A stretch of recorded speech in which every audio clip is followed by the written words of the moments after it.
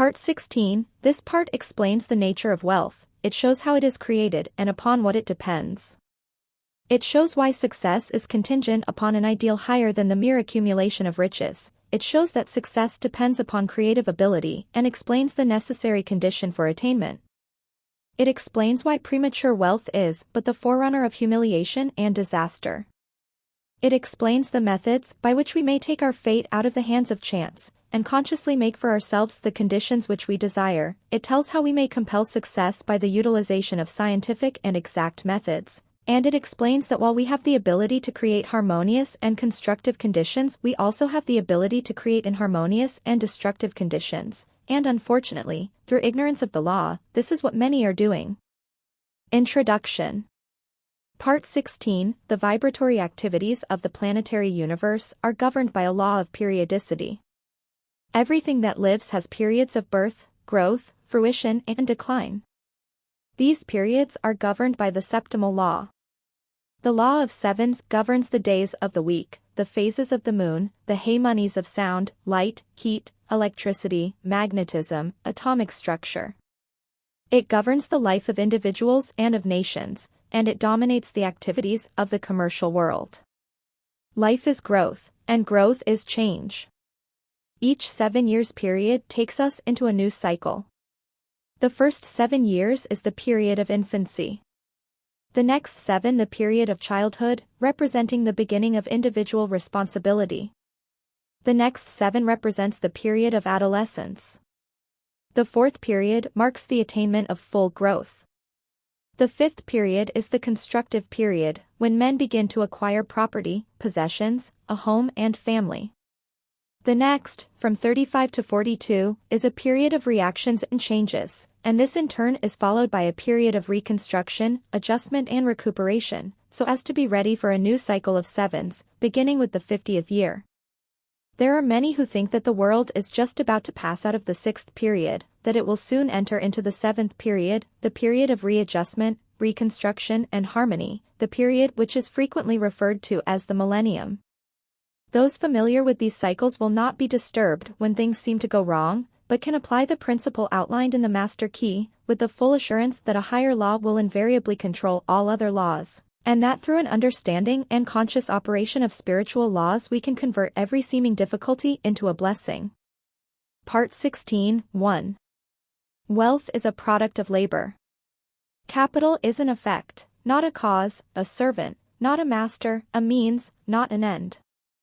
2. The most commonly accepted definition of wealth is that it consists of all useful and agreeable things which possess exchange value. It is this exchange value which is the predominant characteristic of wealth. 3. When we consider the small addition made by wealth to the happiness of the possessor, we find that the true value consists not in its utility but in its exchange value. 4. This exchange value makes it a medium for securing the things of real value whereby our ideals may be realized. 5. Wealth should then never be desired as an end, but simply as a means of accomplishing an end. Success is contingent upon a higher ideal than the mere accumulation of riches, and he who aspires to such success must formulate an ideal for which he is willing to strive.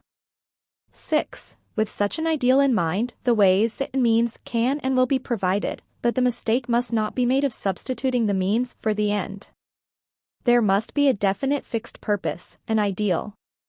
7. Prentice Mulford said, "The man of success is the man possessed of the greatest spiritual understanding, and every great fortune comes of superior and truly spiritual power." Unfortunately, there are those who fail to recognize this power. They forget that Andrew Carnegie's mother had to help support the family when they went to America, that Harriman's father was a poor clergyman with a salary of only $200 a year, that Sir Thomas Lipton started with only 1 shilling. These men had no other power to depend upon, but it did not fail them. 8. The power to create depends entirely upon spiritual power. There are 3 steps: idealization, visualization, and materialization. Every captain of industry depends upon this power exclusively. In an article in Everybody's Magazine, Henry Flagler, the Standard Oil multimillionaire, admitted that the secret of his success was his power to see a thing in its completeness. The following conversation with a reporter shows his power of idealization. concentration and visualization, all spiritual powers. 9. Did you actually picture to yourself the whole thing? I mean, did you, or could you, really close your eyes and see the tracks? And the trains running? And hear the whistles blowing? Did you go as far as that? Yes. How clearly? Very clearly. 10. Here we have a vision of the law. We see cause and effect. We see that thought necessarily precedes and determines action.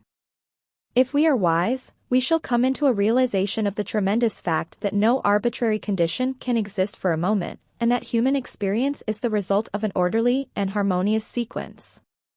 11. The successful businessman is more often than not an idealist and is ever striving for higher and higher standards. The subtle forces of thought as they crystallize in our daily moods are what constitute life. 12. Thought is the plastic material with which we build images of our growing conception of life. Use determines its existence. As in all other things, our ability to recognize it and use it properly is the necessary condition for attainment. 13. Premature wealth is but the forerunner of humiliation and disaster, because we cannot permanently retain anything which we do not merit or which we have not earned.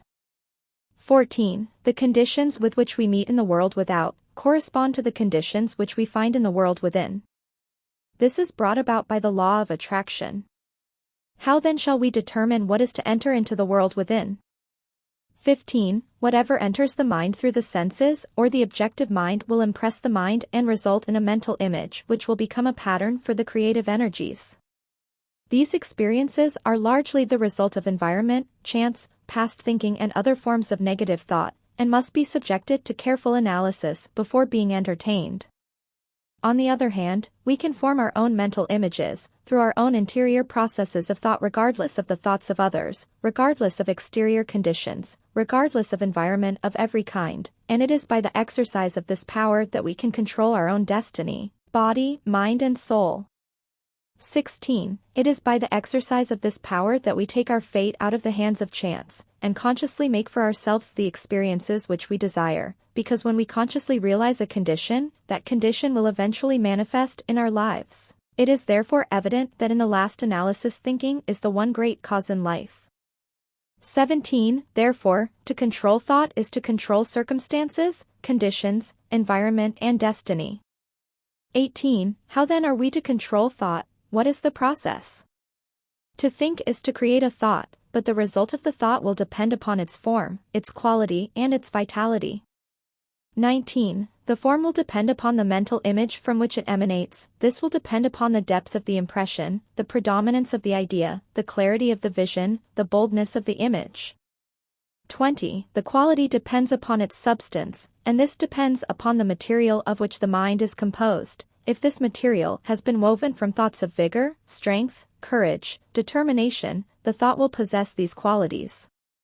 21. And finally, the vitality depends upon the feeling with which the thought is impregnated.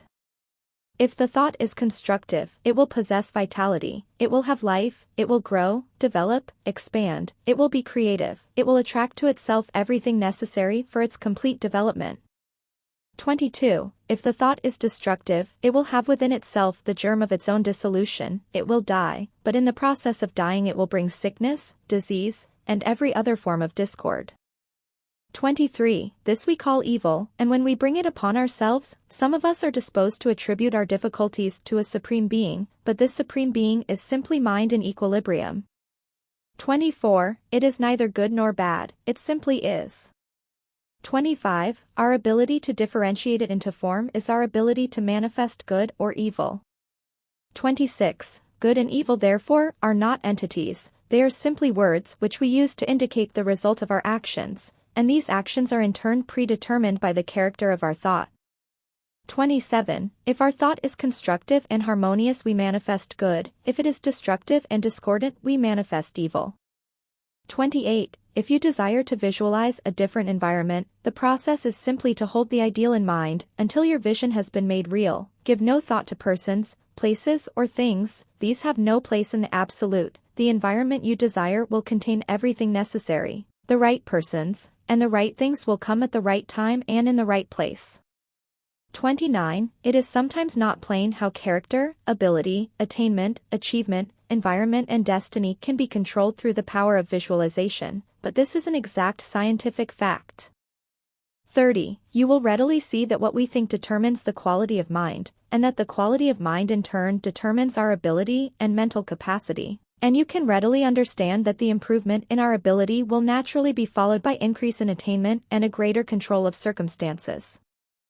31. It will thus be seen that natural laws work in a perfectly natural and harmonious manner. Everything seems to just happen. If you want any evidence of this fact, simply compare results of your efforts in your own life, when your actions were prompted by high ideals and when you had selfish or ulterior motives in mind. You will need no further evidence.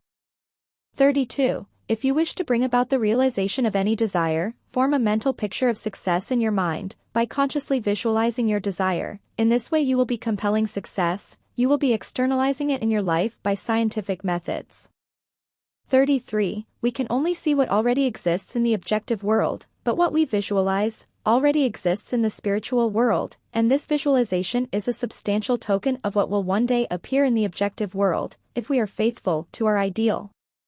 The reason for this is not difficult. Visualization is a form of imagination. This process of thinking forms impressions on the mind, and these impressions in turn form concepts and ideals, and they in turn are the plans from which the master architect will weave the future.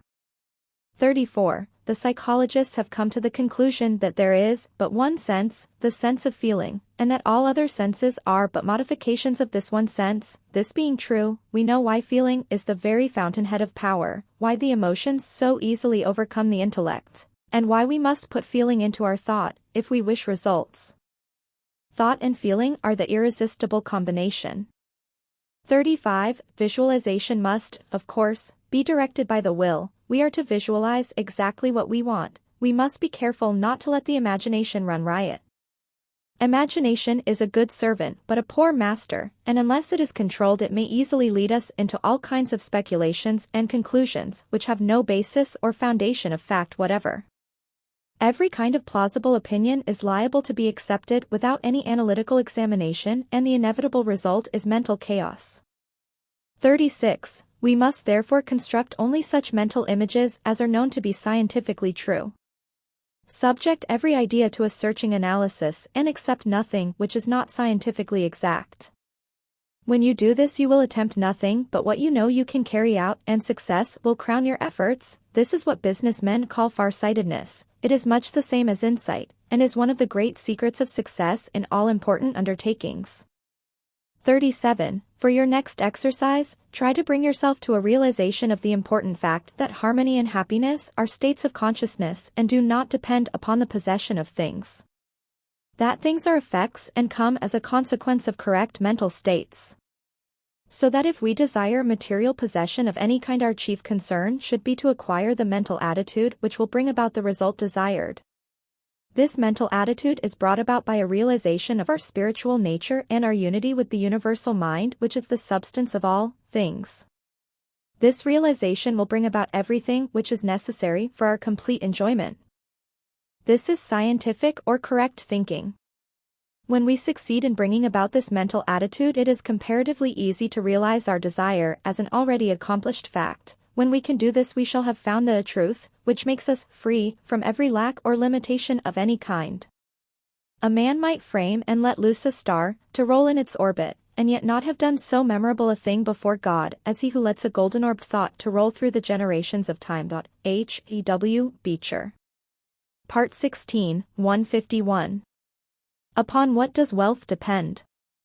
Upon an understanding of the creative nature of thought. 152. Upon what does its true value consist? Upon its exchange value. 153. Upon what does success depend? Upon spiritual power. 154. Upon what does this power depend? Upon use. Use determines its existence.